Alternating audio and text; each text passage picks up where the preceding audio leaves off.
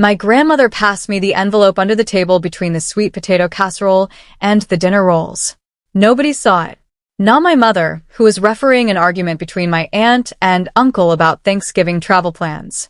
Not my father, who was trying to convince my little brother to stop feeding scraps to the dog under the table. Not my husband Caleb, who was helping my grandfather carry dishes back to the kitchen. The whole family was loud and alive and completely wrapped up in each other, the way families are on a Sunday when the food is warm and the opinions are warmer. And right in the middle of all that noise, my grandmother leaned toward me and pressed a thick envelope into my palm under the tablecloth. Her fingers were trembling. Eleanor Voss's fingers did not tremble. This was a woman who had raised 4 children mostly on her own while my grandfather worked double shifts at the shipyard.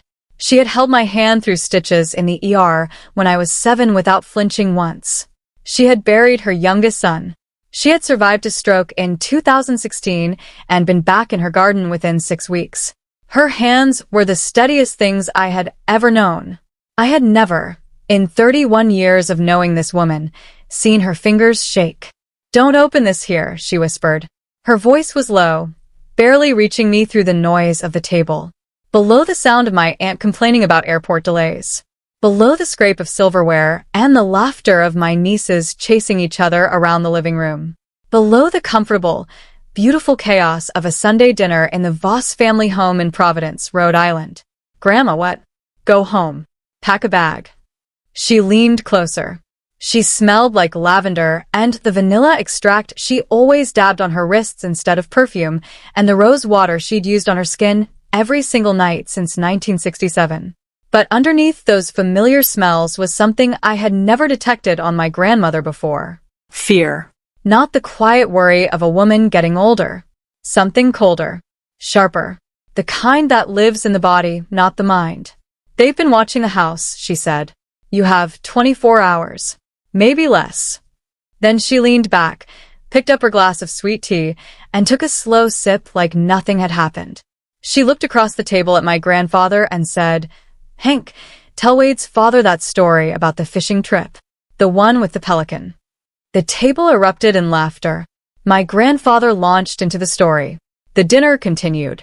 And I sat there with an envelope in my lap and my grandmother's words carving through every thought in my head. "They've been watching the house. You have 24 hours. I looked at her face. She was smiling at my grandfather, warm and easy, being Eleanor Voss, the 77-year-old retired schoolteacher who grew tomatoes and sent birthday cards 3 days early and made the best peach cobbler in Rhode Island. But her eyes, when they found mine for just 1 second across the table, told a completely different story. There was something in them I had never seen before. Not sadness. Not worry. Something older than both of those things. Something that looked like it had been sealed behind glass for a very long time and had finally, quietly, cracked. She was terrified.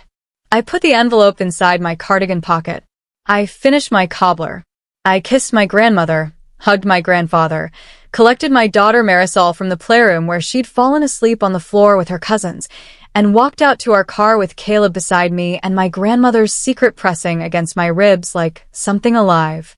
The drive from Providence to Warwick is barely 20 minutes. That night, it felt like 2 hours. "You're quiet," Caleb said.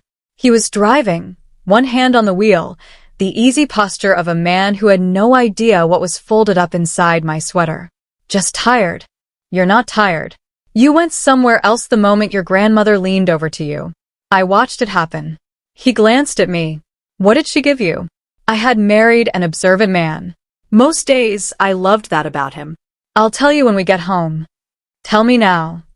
"When we get home, Caleb. Please." He looked at me for a long moment. Then he looked in the rearview mirror at Marisol, for years old and completely unconscious, her mouth open, her favorite stuffed rabbit tucked under her chin. "Okay," he said quietly. "When we get home." We pulled into our driveway on Crescent Street at 7:11 p.m. I carried Marisol upstairs and laid her in her bed and stood there for a moment, just watching her breathe. 4 years old, 32 pounds. The entire weight of my world compressed into a tiny person who still reached for my hand in parking lots.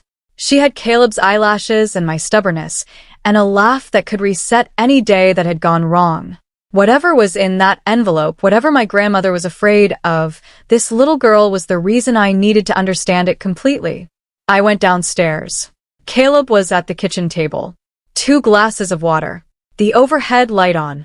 He was sitting the way he sat when he understood something serious was about to happen, still, patient, fully present. "Show me," he said. I sat across from him, pulled out the envelope, opened it. Inside was a handwritten letter. 7 pages.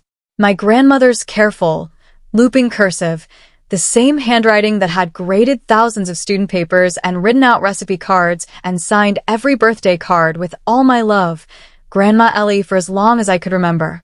A small brass key, the kind used for safety deposit boxes. A USB drive, black, unlabeled, and a business card for someone named Special Agent Diane Correa. Federal Bureau of Investigation. Providence Field Office. I picked up the letter. Caleb leaned forward. I read it out loud, because whatever this was, we were already in it together. "Nora, if you're reading this, it means I've run out of time to tell you in person what I should have told you years ago. I'm sorry. I'm so deeply sorry. But right now, sorry isn't enough, and it isn't what matters. What matters is that you understand what's happening and that you move quickly." In 1971, I was 26 years old. I was working as a bookkeeper for a textile company on Atwells Avenue in Providence. The owner, a man named Sal Mancini, had hired me through a temp agency. I was good with numbers. I needed the work. I didn't ask many questions. After 8 months on the job, I realized the books I was keeping didn't add up the way legitimate books add up. The cash flows made no sense for a company that size. I had started to understand slowly what I was actually recording. Before I could decide what to do with that knowledge, 2 federal agents approached me in the parking garage where I walked to my car every evening. They had been watching the company for over a year. They told me they knew what I had seen. They told me I had a choice: cooperate or be charged as a knowing participant. I cooperated. And then I kept cooperating for 11 years. I stopped reading, set the letter down, looked at Caleb. His face was very still. "Your grandmother," he said slowly, "was an FBI informant. That's what this says. Eleanor, the woman who brings us tomatoes from her garden every August. Keep listening." I kept reading. From 1971 to 1982, I worked as a confidential informant for the FBI. My handler was an agent named Robert Finch. I continued my work as a bookkeeper, moved between several businesses connected to the Mancini organization, and reported everything I saw and heard to Robert. I was invisible in the way that women in offices are often invisible. Nobody worries about the woman with the ledger. Nobody lowers their voice when the bookkeeper walks through. In 1982, the FBI made its move. Sal Mancini and 19 members of his organization were indicted on federal racketeering, extortion, and money laundering charges. Mancini died in federal custody in 1991. His operation was dismantled. I was given a sealed commendation, a modest pension supplement I could never explain to anyone, and a promise that my identity would remain protected forever. For 43 years, that promise held. Last month, it broke. I turned the page. My hands weren't steady. Mancini's daughter, a woman named Carla Mancini Ruiz, has spent years quietly trying to identify who inside her father's organization fed information to the FBI. A journalist's FOIA request last year unearthed partially redacted documents from the original case. One document referenced a female bookkeeper as the primary source. Carla Mancini Ruiz is 61 years old.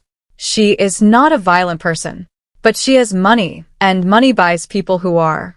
Robert Finch, my old handler, is 84 years old and still sharp. He called me 10 days ago. He told me that someone has been making inquiries, that a private investigator connected to Carla had been spotted asking questions in Providence, that my name had likely surfaced. He told me to move. I told him I needed a few more days. I needed to get this letter written. "Nora, the key in this envelope opens a safety deposit box at Citizens Bank on Bassett Street. Inside is enough money to keep you, Caleb, and Marisol safe until this is resolved. The USB drive holds digital copies of Robert's original handler reports, every meeting, every piece of information I provided. Robert gave them to me years ago as a safeguard. If anything happens to me, those files prove everything. The business card is for Agent Diane Correa at the FBI's Providence office. Robert has already briefed her. She is expecting your call. Call her tonight. Pack a bag.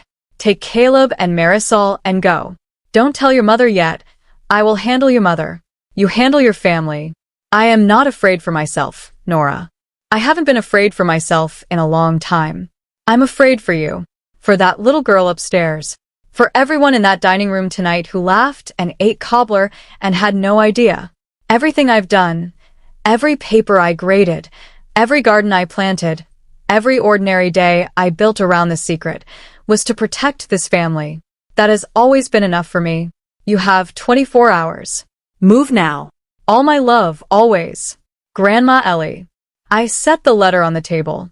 The kitchen was absolutely quiet. The refrigerator hummed. Upstairs, Marisol shifted in her sleep. The small, safe sounds of a house that had no idea what was sitting at its kitchen table. Caleb picked up the letter. Read it again. Set it down. Picked up the business card. Call her, he said.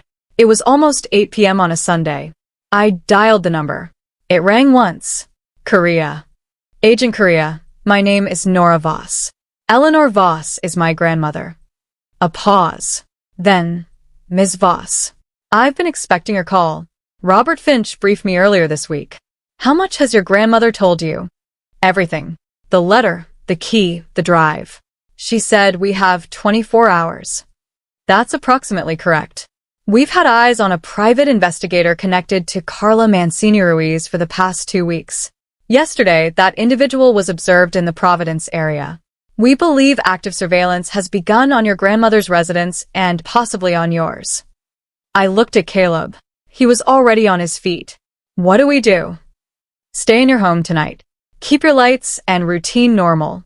I'm sending 2 agents to your street within the hour. You won't see them. Tomorrow at 6:30 a.m., my team comes to your door. We move you, your husband, and your daughter to a secured location. Your grandmother will be transported separately. How long? Until the threat is neutralized. We've been building a case on Carla Mancini Ruiz's financial activities for some time. Your grandmother's original handler reports if they're on that drive, give us what we need to move. This ends quickly, Ms. Voss. She paused. Your grandmother did something extraordinarily brave in 1971. She walked into a situation she hadn't chosen, and she made a decision that cost her 43 years of silence. That kind of courage doesn't have a name for it. But I want you to know that the people in this office understand exactly what she did. I didn't know what to say. She's a teacher, I finally said. She just noticed things. Yes, said Agent Correa. She did. I called my grandmother the moment I hung up. She answered before the first ring finished. You opened it. I opened it, Grandma. Tell me the rest. The parts you couldn't fit in 7 pages. There was a long silence. The kind that carries weight. The kind that belongs to a person setting down something they have carried for longer than I have been alive. I was 26, she said. I just needed a job. I was good with numbers and the agency sent me, and I didn't ask the right questions soon enough. A breath. And then I did ask them. And then I knew. And then those 2 agents were standing by my car. Were you scared? Every single day for 11 years. And then every day after, in a different way. The fear changes shape, but it doesn't leave. Grandma, I said, you're not just a school teacher. I'm exactly a school teacher, she said firmly. I'm a school teacher who kept her eyes open and her mouth shut at the right times. That's all. That's everything.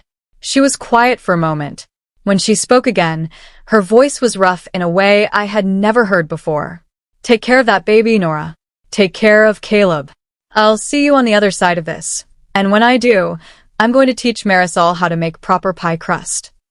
I love you, Grandma. I love you too, sweetheart. Now stop crying and go pack your bag. We left the next morning at 6:34 a.m. in 2 black SUVs. Marisol, still half asleep, asked if we were going on an adventure. Yes, baby, I told her. A little one. Is Grandma Ellie coming? She'll meet us there. Good. She promised to teach me her card tricks. I looked at Caleb. He looked at me. The FBI moved on Carla Mancini-Ruiz Associates 39 hours after we arrived at the safe house, a farmhouse in western Connecticut with a vegetable garden that my grandmother immediately assessed with a critical and professional eye. She arrived that first afternoon carrying a small overnight bag and a tin of the shortbread cookies she made every holiday. She walked in and scooped Marisol up like it was any other Sunday. "Are we on an adventure, Grandma Ellie?" "The best kind," my grandmother said. "The kind with a good ending." She looked at me over Marisol's head. Her hands were steady again. The fear was still there, somewhere behind her eyes, but it had been joined by something I had never expected to see on Eleanor Voss's face. Relief. Pure, bone-deep relief. The relief of a woman who has finally, after 43 years, put something down. It's been 9 months. It's July now. Marisol is in the yard with the sprinkler. Caleb is grilling. My grandmother is sitting in the lawn chair we bought her for Mother's Day, shelling peas into a bowl in her lap, telling Marisol a story about a pelican. Carla Mancini-Ruiz Associates were arrested. Carla herself was charged with conspiracy and obstruction. The handler reports on that USB drive, combined with the FBI's current surveillance, built a case her attorney described as airtight. She took a plea deal. 15 years. She'll be in her mid-70s when she gets out. My grandmother is 77 years old.